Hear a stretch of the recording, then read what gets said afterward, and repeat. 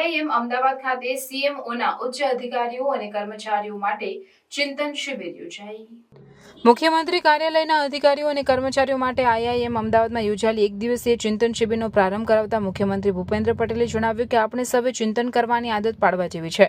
જે કંઈ કામ કરીએ તે અંગે સમયાંતરે ચિંતન જરૂરી છે। મુખ્યમંત્રીએ વધુમાં કહ્યું કે વડાપ્રધાન નરેન્દ્રભાઈ મોદીએ કર્મયોગી તથા ચિંતન શિબિરની સંકલ્પના આપી એનું હાર્દ જ એ છે કે આપણે જે કંઈ કરીએ છીએ તેના વિશે ચિંતન કરીએ। ચિંતન કરવાથી કોઈ પણ કામ વધુ સારી રીતે કરતા થવાની આદત પડે છે।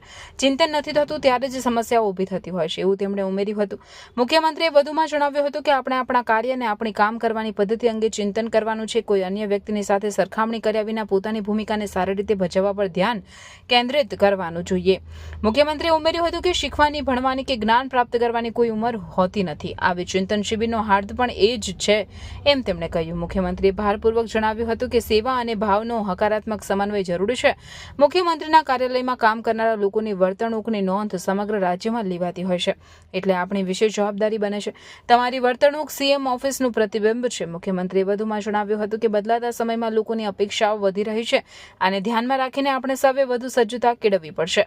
આ ચિંતન શિબિરમાં artificial intelligence, emotional intelligence, digitalisation, team building, communication વગેરે વિષયો પર વિવિધ સેશન્સ યોજાયા હતા।